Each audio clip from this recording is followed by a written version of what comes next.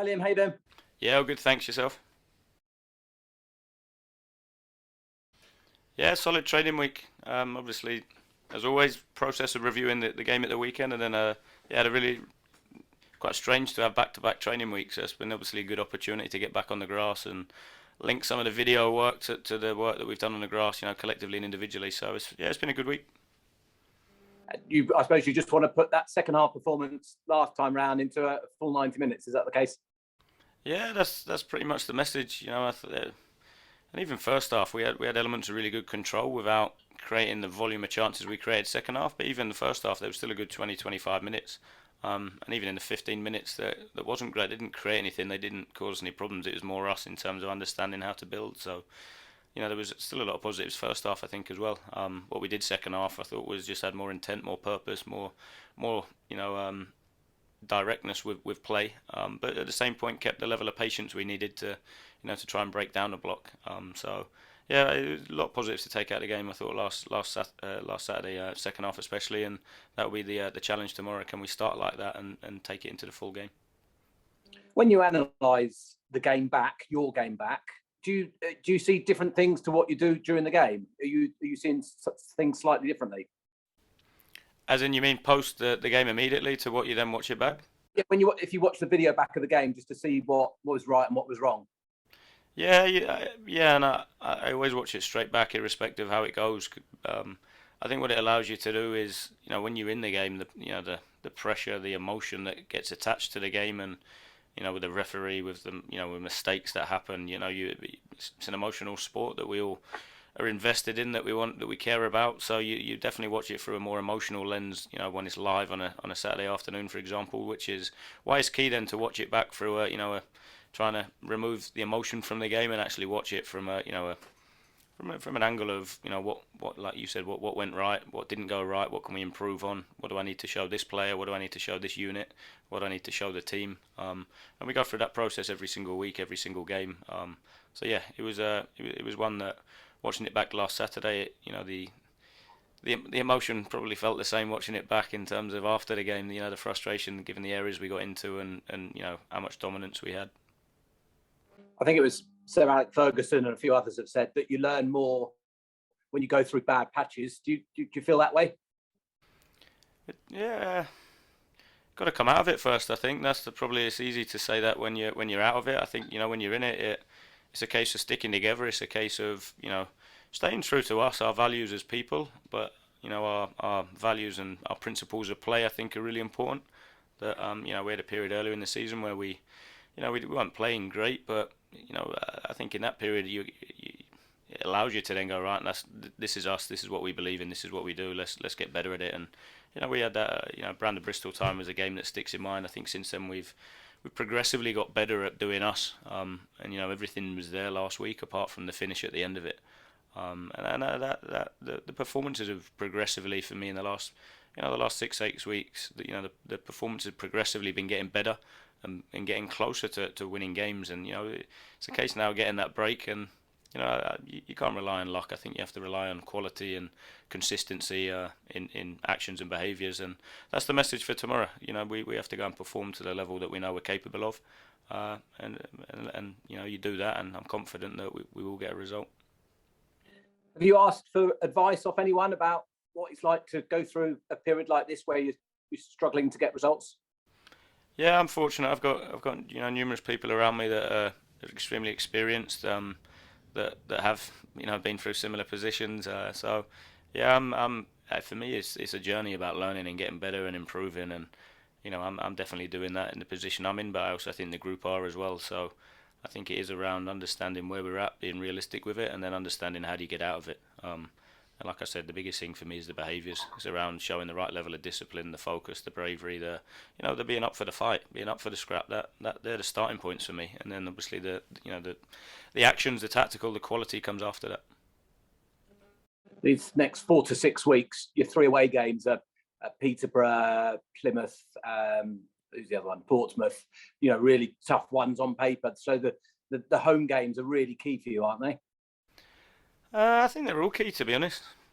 I don't think we can target home ones and go, right, that's a win. That away one's not. I think when you look at the league, every week in League One there's some shock results. I think the level is that high, and it's that competitive a league. I think you see it last weekend with some of the surprise results that you wouldn't have expected. So for me, home away, perceived big club, small club, whatever, we go in the same thing around us, control us, and I think we've shown that. Portsmouth away, Charlton away, even Sheffield Wednesday at home, we've shown against sides that the perception is you shouldn't get anything.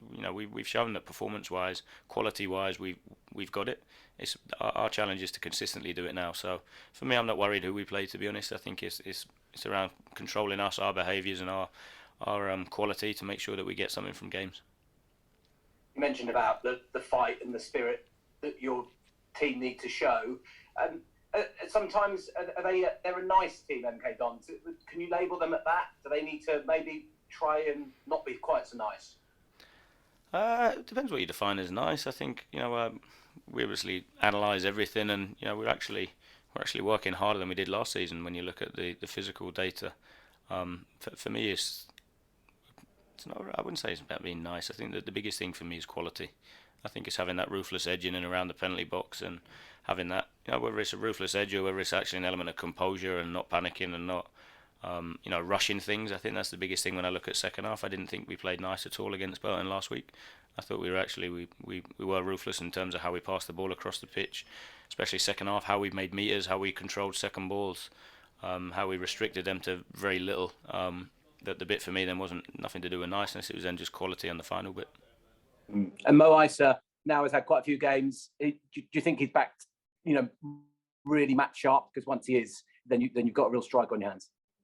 Yeah, he's definitely heading in the right direction. He's definitely in a much better place. I think even if you just on the eye how he's moving in terms of, obviously when you've had that injury, it can take a little bit of time to lose a little bit of the limp, and I think you see it now. He's moving a lot better. He's training well. He got into some good areas last week and had a couple of decent half chances. So Mo will score goals at this level. I've said it in numerous interviews before. I'm confident in that. And he's now had a sustained period where he's able to get a decent number of match minutes, which are only going to benefit him getting back to the level we know he's capable of. Cool. Cheers, Len. Cheers. They seem to be quite draw specialists, the Fleetwood, but obviously you're not going in there to draw. You're going to be wanting to snag the 3 points. Yeah, of course. That's the biggest bit. I think the biggest thing is that we'll do everything we can in our power to try and win tomorrow. That's the biggest thing, and that's what everybody wants. So rightly so, we'll go into it with the mindset of everything in our power to win the game.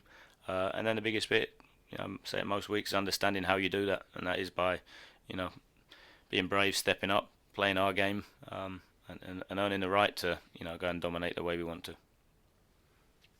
I know we feel like we say it every week, but does it feel like there's more pressure on this one given the run of results lately? For me, the pressure thing, I of course say it most interviews at the minute. We don't want to be where we're at. I don't want us to be where we're at, but I see the players, I see the staff, I see how they interact. The lads are working as hard as they can. The staff are working as hard as they can. And that irrespective, it wouldn't be any different if we were anywhere else in the league. So for me, the pressure only comes in if you allow it to. And of course, we want to move from where we're at, but it's actually understanding how you do that. And the biggest thing is about coming in and working as hard as you can. That there's no secret to it changing. It's not just going to be a piece of luck that gets us out of it. It's actually consistently churning out performances like we have recently, and adding a bit of quality at the end, and hopefully getting a bit of fortune off referees that might go your way, in order to get the win that we need. And of course, I imagine the message would be don't give away penalties. Yeah, that is a frustrating one. I think that in terms of when you look at it, it comes down to discipline. And again, I think when you're on a little bit more of an edge because of where things are at, that can tend to creep in, and that even more reason not to massively ramp up the pressure and get the lads ramped up in terms of emotion, because actually that lack of discipline, that lack of focus is sometimes a byproduct of that. So it's actually around staying in the sweet spot, keeping it where it's controllable, and of course competing to your maximum and working with the maximum intensity, but to the point, not to the point where you overdo it, which I think can happen at times as well. So definitely it's stay disciplined, keep your technique in and around the box, and don't stay in the game, don't give them anything. We've spoken quite a lot recently as well about switching to a back four. It feels like there's something there. It feels like they're a little bit more comfortable with it now. Yeah, and I give credit to the coaching staff as well, because it shows how we work. We started with a 4, we went to the 5, obviously, in terms of, we felt the extra centre back, and it was important in terms of at the time. And then, we're now in a place where people have really progressed. You look at Jack Tucker's level recently; he's been, much improved. Now that's the big bit. Some of the new lads, when you look at Nathan Holland, Louis Barry, Dawson, their games have continually improved, as has the team. So it's not gone as quick as we wanted to. And we, at times, when you see some of the other games in League One, the frustrating thing is people pick up points when they don't perform like we have. But that's on us in terms of, get the quality on the final bit and keeping it out the other end. So the group have progressively got better, and it shows in terms of how the coaches work, that we're producing players that understand the principles of the game and are seamlessly able to change systems, which for me in possession is really important. So I've been pleased with how they've done recently at that.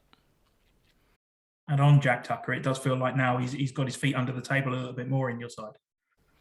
Yeah, he's put a run of good form together, and by no means does it mean he's cracked it. I think that's the important bit. When you do learn, it's not a nice smooth upward trajectory in terms of you have a moment and that's it, you're done, you're out of it. So it's now make sure, can we challenge him to keep that level of consistency. I think we signed Jack because we know the qualities he's got and the potential he's got, and he started to fulfil that in recent weeks. So it's on Jack, it's on me, and it's on the staff to make sure that we keep him there. And he's set a good bar, and it's now about raising the bar and improving, not allowing it to drop. And finally, we saw Dara Burns limp out last week. How's he doing? Yeah, Dara's struggling, to be fair. It was he rolled his ankle obviously, and puffed up a bit, so he's struggling with it a little bit, to be fair. So not looking too hopeful.